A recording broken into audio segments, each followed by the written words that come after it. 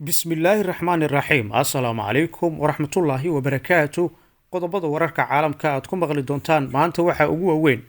dibadbaxyo rabshado wata oo dadka dowladda Ingiriiska ay ku sheegtay inay kooxaha midigta fog oo gilgilay magaalooyin badan oo ku yaala dalkaasi Iran oo heegan gelisay qalabka difaaca hawadeeda si ay uga hortagto qataraha kala duwan iyo laba qof oo lagu dilay weerar ay diyaaradahan duuliyaha lahayn ee Israel ay ku qaadeen koonfurta Lubnaan qodobada iyo qodobo kale oo faahfaahsan ayaad ku maqli doontaan aynu ku bilownay dibadbaxyo rabshado wata oo ay dhigayeen dadka dowladda Ingiriiska ay ku sheegtay inay kooxaha midigta fog ayaa gilgilay magaalooyin badan oo ku yaala dalkaasi kuwii dhacay toddobaadkii hore ayaa lagu beegsaday hoteelo ay degan yihiin dad soo galooti ah iyo goobaha cibaadada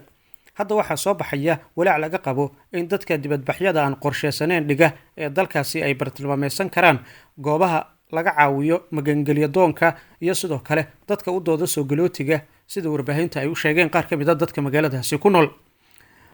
Ingiriiska ayaa mar kale wajahaysa maalin kale oo xasilooni darro ah iyadoo oo la sheegay in rabshado badan oo kuwa midigta fog la qorsheeyay inay ka dhacaan magaalooyin dhowra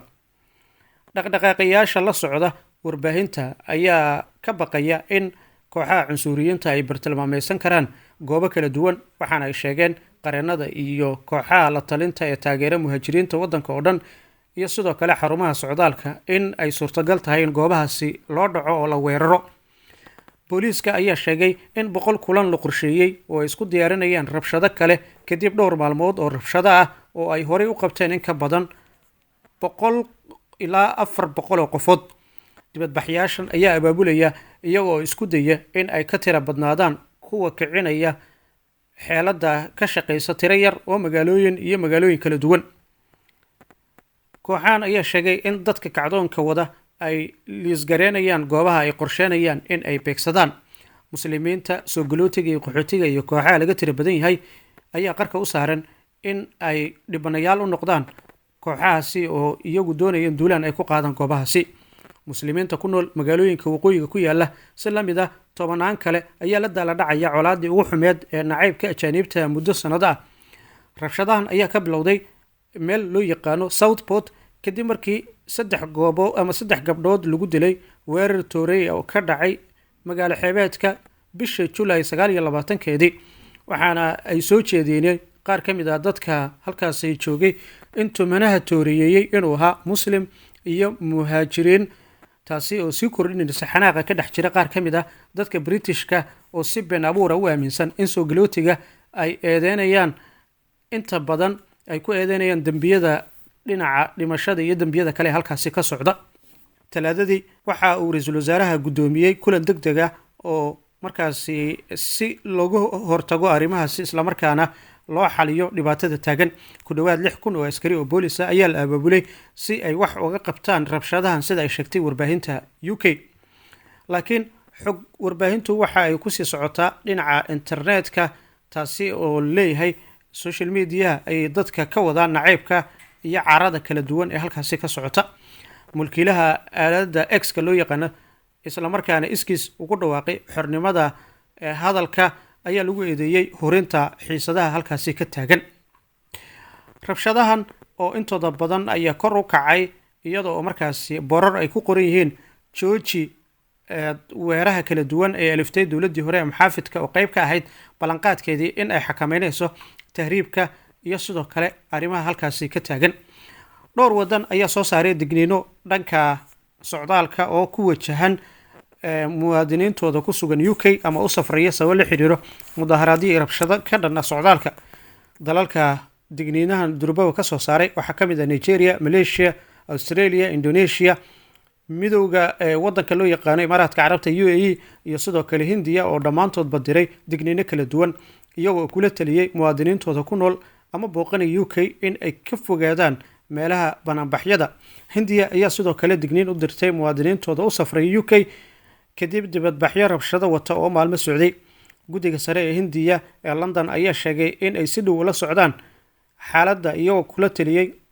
dadka booqanaya in ay feejignaadaan oo ay taxadar muujiyaan inta ay ku jiraan safarka waddankaasi Ingiriiska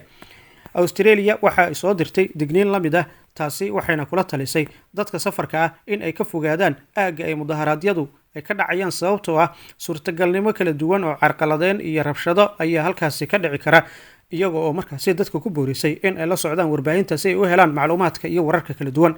Thailand ayaa noqotay dalkii ugu dambeeyey ee uga diga muwaadiniintiisa booqashada dalkaasi UK. Safaaradda Royal Thailand ee London ayaa uga digtay qof kasta oo wadankaasi ku jira oo ka imaanaya Thailand ee imaanaya UK inay aad u feejignaadaan oo ay ka fogaadaan in ay tagaan meelaha ay dibadbaxyadu ka socdaan. Maamulka shaqaalaha cusub ee ra'iisul wasaaraha waxa uu adeegsadaa weerar la mid ah boggeeda rasmiga, waxaana dadka markaasi loo geysanaya in ay ka fogaadaan arrintaasi qorshaha xuduudda shaqaalaha ee lagu joojinayo doomaha oo ah arrinta socdaalayaasha qusayso oo ka mid ah waxyaabaha dadkaasi ka careysiinaya. dhinaca kalena 2 qof ayaa lagu dilay weerar ay diyaaradahan duuliyaha lahayn ee Israel ay ku qaadeen koonfurta Lubnaan. ciidamada Israel ayaa 2 qof ku dilay koonfurta Lubnaan kadib markii mid ka mid ah diyaaradahoodan duuliyaha lahayn ay weerar ku qaadeen mooto, sida ay sheegtay wakaaladda wararka qaranka ee Lubnaan iyadoo soo xiganaysa wasaaradda caafimaadka dadweynaha ee dalkaasi. 6 qof ayaa ku dhaawacantay weerarka sida ay hay'addu sheegtay. weerarada hal marka lagu qaado baabuurta koonfurta Lubnaan ayaa lagu bartilmaameysadaa hoggaanka militariga ee Xisbullah ee Lubnaan, laakiin kooxdu weli ma aysan shaacinin dhimashada mid ka mid ah dagaalyahannadeeda maanta. barbaraha bulshada ee difaaca madaniga ee Lubnaan ayaa muujinaysa daabulka dhaawacyada ka dhashay weerarkan si loo daweeyo, sida warbaahintu ay ku sheegeen. haddaba ciidamada difaaca rayidka ayaa ka qayb qaatay howlgallada samata bixinta kadib weerarkan lagu qaaday magaalada Joya ee Lubnaan. dhaawacyada ayaa loo gudbiyey cisbitaalka. dhinaca kalena madaxweynaha musharaxa xilka madaxtinimo ee xisbiga dimuqraadiga Kamala Harris ayaa u soo xulatay Tim Wallis in uu noqdo musharax ku-xigeenka kursiga madaxtinimada jeegada doorashada dalkaasi ka dhacaysa bisha November.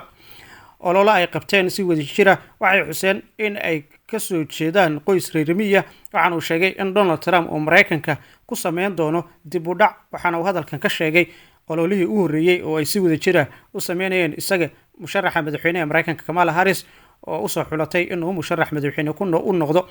haddaba munaasabadii ka dhacday Philadelphia habeennimadii Salaasada, musharaxa cusub ee xisbiga u matalaya madaxweyne ku-xigeenka ayaa sheegay in musharaxiinta la loolamaya ee xisbiga jamhuuriga doorashada November ay yihiin kuwo aan daciif ah isla markaana aanu ka soo bixi karin booskaasi. gudoomiyaha gobolka Minnesota ayaa kumanaan taageerayaal ah hortoodii ka hadlay saacado uun kadib markii lagu dhawaaqay in Mrs Harris ay u dooratay jeegada ku-xigeenka.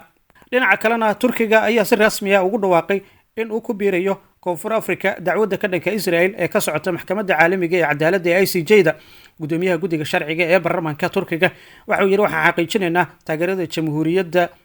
dowladda iyo shacabka Turkiga ee qadiyadda Falastiin. madaxa guddiga sharciga ee baarlamaanka Turkiga Israel waxa ay 70 sano ku jirtay xasuuq ka dhan Falastiiniyiinta ayuu yiri. madaxa guddiga sharciga ee baarlamaanka Turkiga ayaa sidoo kale waxa uu aad walaac uga muujiyay dhibaatada ay ku hayso Israel shacabka Falastiin. madaxa guddiga sharciga ee baarlamaanka Turkiga waxa uu yiri waxaan soo bandhigi doonaa cadeynta isirsifaynta Israel iyo xasuuqii ay ka geysatay halkaasi. ugu dambeynna Iran waxa ay diyaarisay qalabka difaaciida hawada oo ay doonayso in ay uga hortagto dhammaan qataraha iyo hanjabaadaha uga imaanaya Israel. Tehran ayaa Arbacadii xaqiijisay in ciidankeeda ay ku qalabeynayaan gobolka halkaasi difaaca hawada ee bariga dalka nidaamyada gantaalada iyo diyaaradaha duuliyaha lahayn, iyadoo la filayo jawaabta Iran kadib markii madaxa xafiiska siyaasadda ee dhaqdhaqaaqa iska caabinta Islaamiga Hamas Ismaaciil Haniye oo ku sugan Tehran la dilay. taliyaha ciidamada cirka ee Iran ayaa sheegay in Iran aysan haysan wax kale oo aan ahayn in ay diyaariso oo ay horumariso awoodeeda ciidan si ay u difaacdo dhulkeeda. waxa uu sharaxay in dalkiisa uu ku jiro diyaargarow ciidan, isagoo intaa ku daray waxaan si dhab ah u wadnaa xoojinta iyo hagaajinta awoodeena si aan uga hortagno dhammaan noocyada qataraha. arrintan ayaa kusoo beegantay iyadoo ay sii kordhaysay xiisadda gobolka kadib dilkii magaalada Tehran loogu geystay madaxii xafiiska siyaasadda ee Hamas Haniye iyo taliyihii militariga caanka ee Fuad Shukri ee dalka Lubnaan. Iran ayaa wacd ku martay in ay ka jawaabi doonto dilka Haniye, waxaana taliyaha ciidamada ilaalada kacaanka Xuseen Salaami uu Isniinta ku dhawaaqay in Israel ay heli doonto jawaab degdeg ah oo ku aadan dilkiisa. madaxii xafiiska siyaasadda ee Hamas ayaa la dilay ka hor waa berigii Arbacada la soo dhaafay, waxaana lagu dilay hooyiga uu ka degnaa magaalada Tehran ee Iran. Israel ayaa jawaab ka sugaysa Iran iyo Xisbullah waqti kasta, waxayna isu diyaarinaysaa in ay iska celiso iyada oo kor u qaaday xaaladda militariga, caafimaadka iyo diyaargarowga gudaha. qiyaasta Israel ayaa markaasi tilmaamaysa in weerarka Iran uu ka xoog badnaan doono weerarka Tehran ay horey u fulisay, waxaana ciidamada Israel ay sheegeen in ay si weyn isaga caabiyeen. inta ayaan kusoo gabagabeynayaa warkii dal iyo caalamka inooga yimid oo aad kala socoteen Sakina Media. Fadlan subscribe inoo saar channelkan, la garee muuqaalka la wadaaga saxaabtaada. mahadsanid.